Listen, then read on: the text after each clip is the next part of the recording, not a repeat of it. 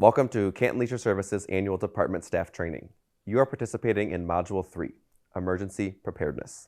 All of you are watching this video are a part of a vital team of employees who help provide outstanding service to the Canton community. This module will focus on prevention and response to various types of emergencies. The risk management steps that we take each day help to minimize incidents that can occur in our workplace, as well as in all of our public spaces. This video will also provide you with information pertaining to township-wide emergency operations, as well as Leisure Services specific emergency procedures. Following today's training, your supervisor may provide you additional site-specific procedures and training scenarios to better prepare you for your responsibilities. Our community of over 98,000 residents looks to us to offer outstanding, safe, and welcoming programs, events, and services at our community parks and recreation facilities. Whether you work regularly in a park, on a trail, at a golf course, or in one of our other recreation facilities, it is important that you feel prepared and knowledgeable enough to prevent and respond to emergencies. Each employee plays a crucial role in the overall risk management of the organization. Your supervisors will set the framework for policies, procedures, rules, and plans for your job-specific responsibilities. You will be asked to implement those plans to ensure the safety of all staff and guests. This may include daily inspections and cleaning. By doing these inspections, you can help identify risks or hazards and help to mitigate the issue before it becomes a problem.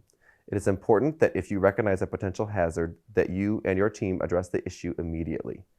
In addition to preventing emergencies, this video will discuss how to respond in an emergency. If you have questions on how to handle a specific risk management concern, please speak to your supervisor. Prevention and preparing for how to respond in an emergency will go a long way to ensure the health and safety of all staff, volunteers, and guests. All staff should be aware that Canton Township acts as an emergency operations center for various types of community emergencies. During community disasters, some Leisure Services staff may be called upon to support the emergency response efforts for the Canton community and surrounding communities. Our department will receive our direction from Canton Public Safety and its Emergency Management Coordinator. Our main responsibility will be to support the Health and Human Services needs. This could include services such as hosting vaccine clinics, emergency food distribution, opening up shelter sites at the Summit on the Park, snow removal, or bringing equipment to a scene. The Leisure Services leadership team participates in regular emergency operations training. In the event of an emergency, they will provide direction to staff on what their role will be in that circumstance. Know where your emergency procedures are located in your work area. They may be posted at a front desk, in a break room, or listed inside a red emergency guidebook. It is important that you become familiar with the standard steps for handling emergencies that are addressed in these emergency guidebooks. For any emergency, don't panic. Refer to your emergency guidebook or staff training. First, ensure your personal safety, then the safety of others. Implement the appropriate procedures based on the emergency. If appropriate, call or text 911 and notify a supervisor. Document all emergencies in an incident report. Conducting regular inspections is an important way that Leisure Services staff can identify and mitigate potential hazards in our programs, facilities, parks, and spaces. As an employee, you may be asked to conduct inspections of your area or equipment. It is important that you take these inspections seriously, document them, complete them on time, and submit them to your full-time supervisor. Follow the instructions on the inspections and only include facts on the forms. If you identify a safety hazard, follow your area's procedures for handling the situation. Among other things, this may include blocking off access to a space or locking up equipment. When there is an incident or we want to create a formal record of something that occurs at our site, employees are required to complete an incident report. Incident report should be filled out to document injuries, damage to property, vandalism, a conflict with a guest or between guests, or other situations. The forms are available on the source and must be completed immediately by all staff involved. Complete them in black or blue ink and submit them to your full-time supervisor on the same day that the incident occurs. If the situation is serious and your supervisor is not in the building, please call them or another full-time supervisor to relay information about the incident. Information in the incident reports should be kept just to the known facts. You may also need to attach additional pages for longer narratives, and you may need to include photographs. If more than one staff member is involved, a separate narrative report should be filled out by each staff member. You are the eyes and ears of our facilities and parks. If you ever encounter a situation in which something doesn't seem safe or you suspect suspicious activity, trust your gut and call or text public safety. Leisure Services continues to maintain a very good working relationship with public safety, and they regularly remind us that they would rather investigate something and have it be false than not be informed and a bad situation happen. Whether you smell what you think may be gas or fire, hear a conversation about potential violence, read a threatening note from a coworker, or think someone may have drugs or a weapon, please call public safety. Throughout this training, we will give additional examples of times in which you should call 911 for police or fire assistance. All facility staff should practice evacuations at least one time per year. In addition to facility training, it is essential that our programs have planned evacuation plans in case an emergency incident occurs during their program. Large-scale events, such as Liberty Fest, will require parking evacuation plans that are coordinated with Canton Public Safety. It is important that you become familiar with the evacuation route for your work area. These maps are posted at the entrance doors to all public rooms in our facilities. During staff training or meetings, your supervisor will review the emergency response procedures on how to sweep or clear out your park or facility. For an evacuation incident, get to a safe location, call 911, and notify your supervisor. Communicate the evacuation to others in the facility or space. Only use the fire alarm during a fire emergency. If safe to do so, sweep the facility or space. Get everyone to a safe meeting location. Document the evacuation in an incident report. If you have children under 18 years old in your care or in your facility, they must stay with you until their guardian has signed them out. It is important that you learn the evacuation routes and meeting locations for each building or site that you work in. A complete list of all evacuation meeting locations is on the Leisure Services page of the source. Depending on the type of emergency evacuation, you may need to adjust your meeting location to be further away from danger or out of the way of emergency personnel. When you meet at the designated evacuation meeting location, check in with the other staff to ensure that everyone is accounted for. Regardless of which door you exit the facility from, if safe to do so, you should proceed to your designated meeting location. Stay at the designated meeting location until given permission by public safety to re-enter the facility or space. If you have minors in your care, you are responsible for them until their parent or guardian checks them out. In the event that you suspect a fire, always take it seriously and follow the fire emergency procedures. Signs of a fire could include, but are not limited to, seeing a fire burning, smoke, burning smell, popping, or sparking electrical. When in doubt, assume that the fire and/or fire alarm is real. Get yourself to a safe location. Call 911 and notify your supervisor. Conduct an evacuation sweep of your facility or area. Keep minors in your care until the situation is resolved or a guardian has checked them out. Complete an incident report. You may also refer to your GCN training module on fire emergencies, which explains in great detail about fire response and the fire extinguishers. Similar to fire emergencies, you may want to take any burning smell or natural gas smell seriously. If you smell burning smells, something foul like rotten eggs or burnt hair, it is best to give the fire department involved immediately. No matter how slight or strong the smell may be, always take care to evacuate the facility and space immediately and call or text 911. Because of the potential of the situation to be dangerous, leave the inspection to the Canton Fire Department. For your safety and the safety of others, staff should take precautions when handling chemicals and managing a chemical spill. There are safety data sheets located at your facility that identify the chemicals that are present at your facility. Each sheet provides chemical information, safe handling practices, and what to do if exposed to the chemical. Become familiar with the appropriate protocol for handling chemicals that are in your area. In addition, the manufacturer's label on the chemical may be referenced for safe usage instructions. Specified personal protective equipment should be used every time you are handling chemicals. The safety data sheets or manufacturer's label will list which types of equipment to use, including, but not limited to, disposable gloves, goggles, face shields, smocks, etc. Following the use of the chemical, be sure to properly clean any reusable equipment and store it in the designated location. Whenever using cleaning products or chemicals, avoid use in direct contact with other guests or staff. Provide adequate barriers to exposure and proper ventilation for chemicals with fumes. Chemicals should all be properly labeled and stored in a secure location. Avoid leaving chemicals in a location where children or other guests could be exposed to them. If a chemical spill occurs, secure the area around the spill and notify your supervisor and fellow staff. Evacuate the facility and call public safety. When evacuating, make sure to take first aid equipment with you in case it is needed to provide care to others. Just like it is important to know your evacuation procedures, it is also important to know the nearest facility and park shelter locations. In the event that there is a severe weather emergency, sweep the facility or park. You and other guests should seek shelter in a permanent structure, preferably an interior room with no windows. This may be similar to a brick restroom or a locker room. Choose spaces that will have the least amount of flying objects. Equipment storage rooms may be dangerous as stored contents may become projectiles. Once safe to do so, notify a supervisor. Call 911 if an emergency develops during the shelter time. Document the shelter emergency in an incident report. Remain in the shelter until the all clear is given by public safety or the severe weather has fully passed. In the event that severe weather takes place while working indoors, take the following precautions for weather watches and weather warnings. For a severe weather watch, post signs advising guests of impending weather and what to do if the weather becomes severe. For a severe weather warning, seek shelter in an interior room of a permanent structure. If possible, crouch down, covering your head and neck until the storm has passed. For many of our staff, weather plays a critical role in the services that we offer. Whether it is bright and sunny or frigid cold, it is important to take precautions when working in severe weather. In the event that severe weather takes place while working outdoors, follow all Leisure Services extreme weather conditions policies.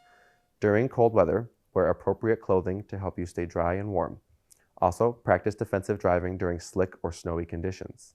During severe heat, be sure to stay hydrated, wear sun protection, and stay in shaded areas when possible. For a severe weather watch, when feasible, advise participants of impending weather and what to do if the weather becomes severe. For a severe weather warning, seek shelter in an interior room of a permanent structure. If possible, crouch down, covering your head and neck until the storm has passed. If a tornado is present, get out of your vehicle and crouch in a low-lying area. If your park or facility has a lightning detection system, you must follow the designated procedures for suspension of activity. First aid care is for injuries or illnesses that do not require assistance of EMS or paramedics. If at any point you suspect that advanced care is needed, call 911. The steps to follow when providing first aid care are: first, check the scene for safety. Is there anything that may be potentially causing harm to you or others while helping the injured person? If the scene is safe, proceed with the next steps. If it is not safe, determine if you can make the scene safe or call 911 for help from public safety. Next, provide care to the extent in which you have been trained. Always wear personal protective equipment when providing care. This will always include, at a bare minimum, disposable exam gloves. Try to make the person comfortable. If the injured guest is a minor, contact their guardian. Document the injury and care in an incident report form and notify your supervisor. Throughout the process, if blood or bodily fluids are present, keep the area secure until it can be properly cleaned up. If needed, contact facility maintenance to assist with the cleanup. Following care, wash your hands and restock your first aid kit and other medical supplies. As a reminder, if you have any questions about the appropriate care or if the person's condition becomes worse, call 911. A medical emergency is for injuries or illnesses that require the assistance of EMS or paramedics.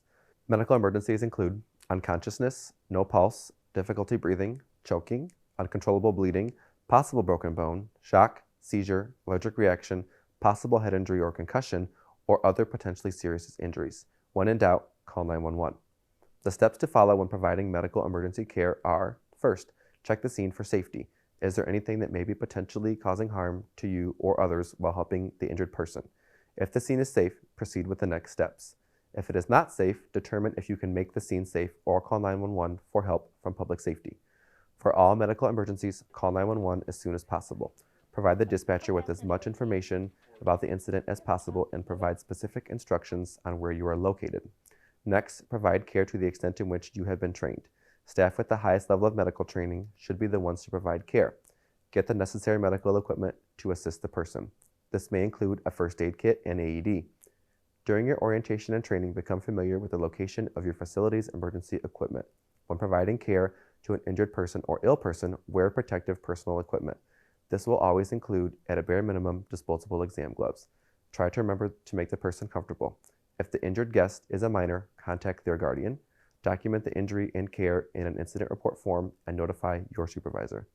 Throughout the process, if blood or bodily fluids are present, keep the area secure until it can be properly cleaned up.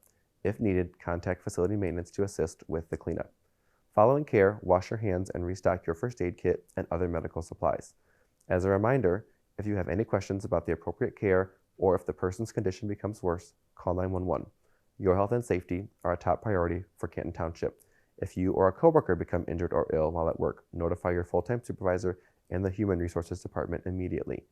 Understand that failure to report a workplace injury immediately is a violation of Canton Township policy.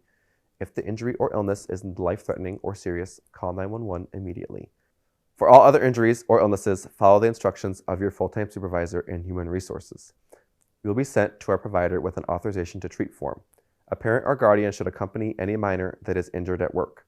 Employees are required to follow the specific care and follow-up instructions provided at Business Health Solutions. All forms must be turned into Human Resources prior to returning to work.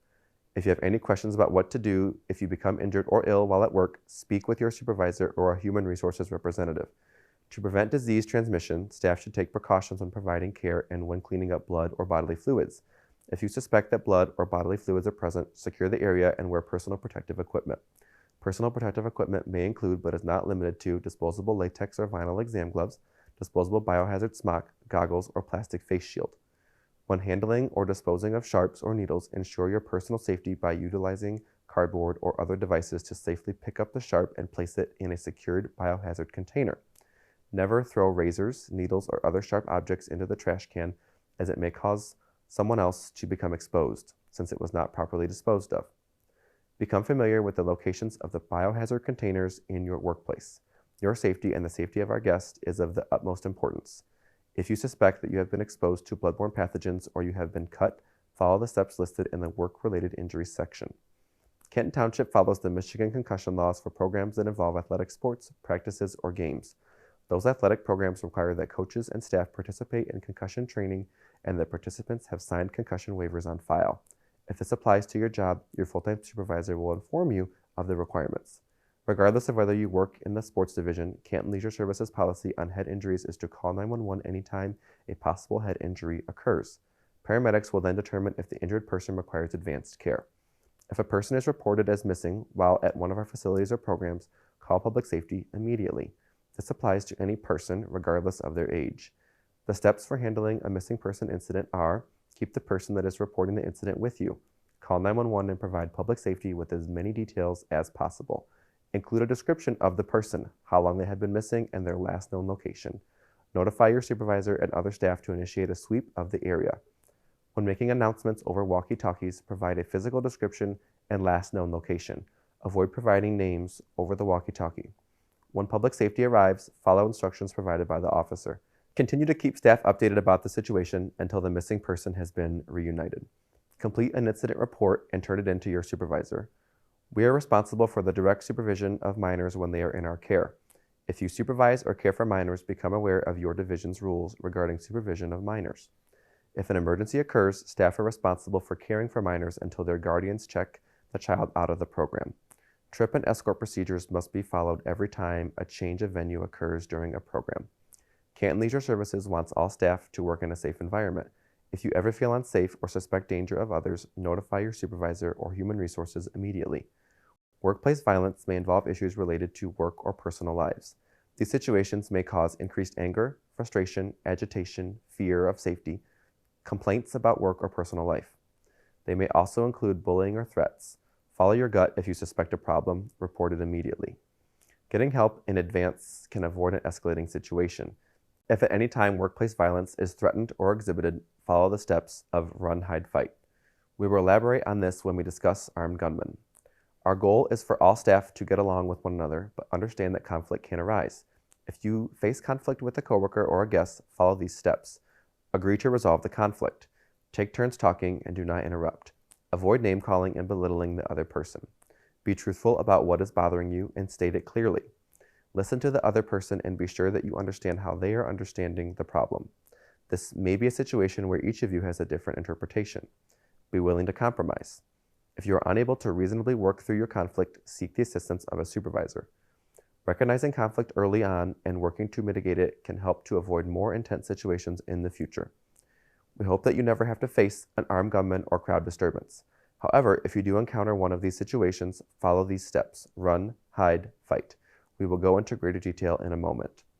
One common scenario that is becoming more and more prevalent is an individual exercising their right to visibly carry a firearm in a public space that is protected by Michigan's open carry law. It is important to know the difference between someone acting aggressively and someone who is following Michigan open carry laws. Did you know the Michigan open carry gun law permits individuals 18 years of age and older to carry a gun openly on their body as long as they are not brandishing the gun, which means flaunting the gun or aiming it. In most cases, the gun is usually kept in a hip holster. This often scares people who aren't familiar with the law. You are not allowed to confront a person that is following the rules of open carry, but you can notify Canton Public Safety if it is disruptive so that they are prepared to address other guests who may become agitated. Please note, Michigan law does allow individuals with a concealed pistol license to carry a taser. For crowd disturbances, notify other staff and call 911. Try to minimize the number of bystanders and try to keep others a safe distance away. As mentioned in the last slide, we are going to provide extra details about what you should do if an active shooter situation occurs. The steps of run, hide, fight will be discussed. If safe to do so, evacuate the area and call or text 911 your location and type of incident. Leave your belongings behind and get out. If possible, help others escape. Once outside, get to a safe meeting location and prevent other individuals from entering the area where the shooter may be. If it is not safe to evacuate, hide in a place that the active shooter is less likely to find you. Try to choose a place that could protect you. Silence your phones and keep other people quiet. If you are able to call 911 safely, do so. You may be asked to leave the phone line open so that the dispatcher can hear what is going on. If it is not safe to call 911, text 911 to communicate what is going on. Stay in your hiding place until it is safe to evacuate, or if you are instructed to do so by public safety. If you are unable to evacuate or hide and your life is in imminent danger, attempt to disrupt or incapacitate the active shooter. Remember, this is a last resort when there are no other options. If you are in this situation, you must commit to this action and do not give up. We also hope that you never face a bomb threat while at work, but if you do, remain calm, keep the person or caller talking as long as possible. Try to get details about possible location, sounds, or other clues. Record all of the information. Notify 911 and your supervisor immediately. If you are still talking to the caller, you may have to write down or motion to employees for help. During a bomb threat situation, discontinue use of radios and cell phones, and follow instructions provided by public safety. Anytime a piece of equipment with an energy source is damaged or broken, it is important that staff take safety measures to prevent injury or exposure to others. This includes electricity, compressed air, compressed gas, compressed water, or hydraulic fluid. If you suspect a piece of equipment is dangerous to others, notify your supervisor. Facility maintenance and park staff should be contacted to conduct the lockout/tagout whenever they are available. If staff cannot get a piece of equipment locked out, then it needs to be removed from the area, secured, and a supervisor notified of what's going on. All lockout/tagouts need to be documented and updates provided to the facility services supervisor.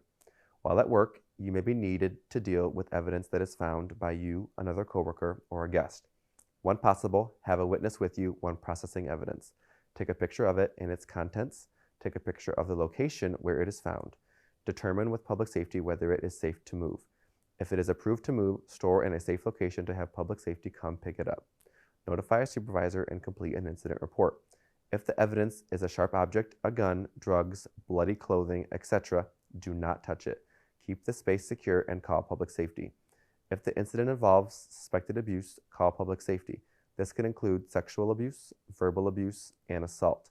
Provide a safe location for anyone involved until public safety can arrive. The final component of today's training is to discuss driver safety. A variety of Canton Township's jobs require employees to drive a township vehicle. If this applies to you, please keep in mind that safety is our #1 priority. Employees are required to adhere to all Michigan State motor vehicle laws and Canton Township policies.